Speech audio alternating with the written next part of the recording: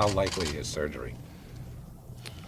It's not the number one option right now, but it could be once the swelling goes down. They want to let it die down a little bit, then take another MRI once everything's down and looks back to normal.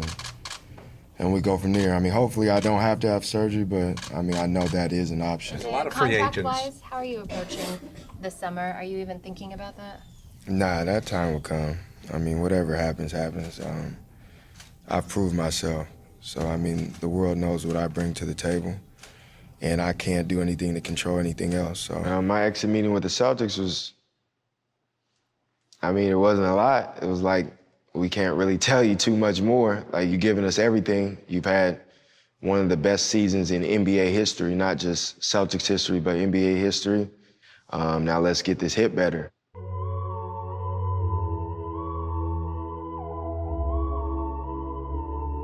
What did the doctor say, anything? Yeah, it was all right. No surgery, so we'll see. Still play the waiting game, though. But that's all right news. We came to a conclusion of surgery is not the best option. Rest is the best option, and let's let the inflammation get out of the hip before we move forward. I was about to say, within like the next few days, are we gonna be able to get like a real plan in place until September 1st of what I can and cannot do? Well, that's all you want. But you can now, okay, you can do the elliptical. Keep doing the bike, you can do the elliptical. And you can do wind sprints on the elliptical to get your heart rate up, burst it up. Savor this time where the hip is going in the right direction. This is humongous today. Biggest appointment of your life. Seriously. And so, I don't want to kind of like start cutting corners because we got good news. You see what I'm saying? It really is all about that. I can say it until I nip away. That's what it's all about, IT. And today was huge.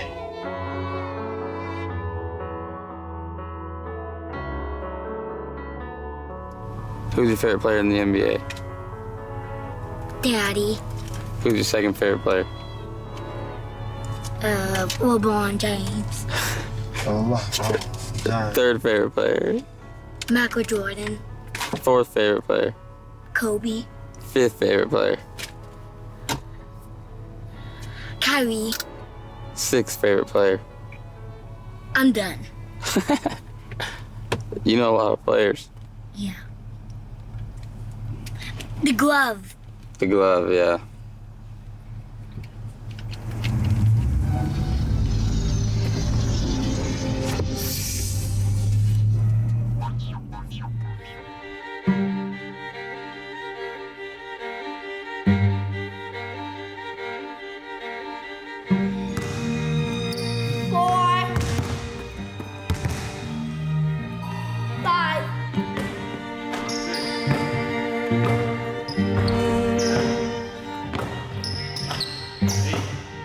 What I had to do throughout the summer was basically rest, letting the inflammation get out of that hip joint, and it was a long, slow process.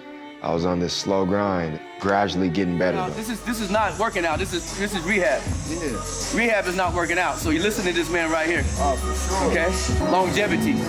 Remember, longevity. Right to our 40s. Exactly, longevity.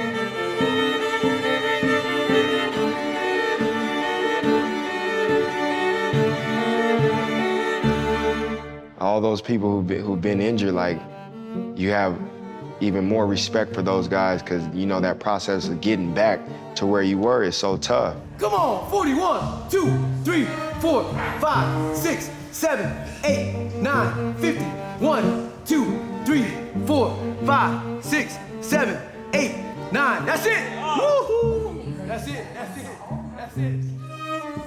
Let's get to the house.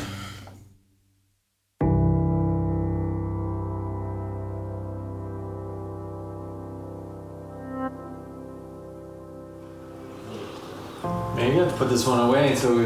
Oh, I know. That just got done too. I'm like, yeah, I can't even. I'm gonna keep it down this summer. It was tough going from sitting for 3 months to trying to get that range of motion back was one of the hardest things that I've ever been through. There was still inflammation in my hips, so there was that pain. At that point in time, like, you think about, man, am I ever gonna be the same again? Am I ever gonna be able to be who I am? Reach. Yes, there. And up. You got everything, right? Yeah. Good. Last set. Just so go get it. Okay. Art, my strength coach for the Boston Celtics, he just got hired. Good. With the trainers, you got to get familiar and comfortable with him. Like having Art come out to Seattle and seeing what he wants to do with my hip and the things that he likes and doesn't like to do. More on that side. And now pull it down. So then this is got to be like one of your foundational things. Okay. It was definitely difficult to change trainers. Like Ed was great, built a great relationship with him throughout being on the Boston Celtics. I mean, Ed was there for, I think, this past season was his 30th year. Then they had let him go for whatever reason. In July, the team parted ways with both their head trainer and their strength and conditioning coach, staffers who had been with that team for decades. Celtics let go of the training staff. It was a weird situation. Nobody knew why it happened.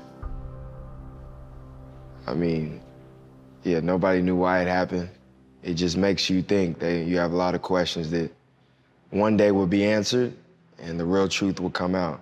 And I'm not gonna say it though. The Celtics won't comment on whether they feel their medical staff correctly or mishandled Thomas's hip. We're used to guys playing hurt, right? Especially in the postseason, but the line is supposed to be when playing hurt will cause further, maybe even irreparable damage. That's when it is the job of the team doctors and training staff to say, nope, you are done. I think it was a mistake probably for the trainers and himself. You know, I think they're both to blame.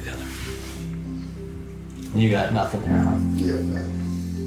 Yeah. If I could do it over again, I probably wouldn't have played just because, like, I made my injury that much worse. But at the same time, it's like, in that moment, there was no other option. I was gonna play to the end, and I literally did that.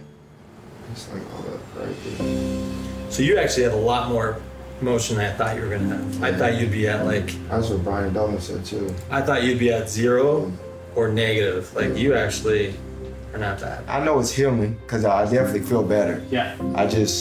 There's no timetable, so I don't know what to think. That's the only thing. So my thing is, we'll gauge kind of pain, but like we made changes in motion in your hip today, like one session. Like I feel actually really pretty good. Like you're actually better than I thought you would be. Like the trainer's saying, like they say it's a marathon. Like we're not gonna be able to score 30 points tomorrow. Like, but we will again. I'm Joe. All right, so you're actually a pretty big dude, so we're gonna give you a full-size skateboard today. Are you gonna listen? Well, if you don't listen, it's okay. You just fall more. Get your knee pads on too. There you go.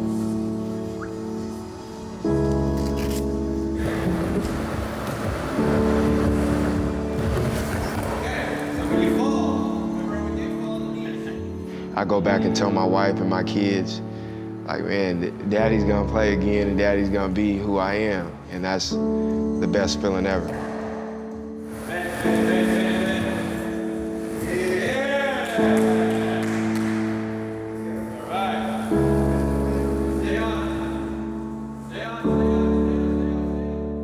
Like being able to see progress. And that's the dope part about it. Like it's a process, and at the end of the day, like I always say, I'm gonna get the last laugh. I'm gonna be able to be who I am, and I'm gonna be better than I ever was. When you go back, I want you to go back and make a statement. You know what I mean? Like a statement to Boston, to you, to the owner, everybody, for you. So long as I've ever been without playing in a game, getting up and down the court, competing, I can't wait. That's gonna be the day, and it's coming soon.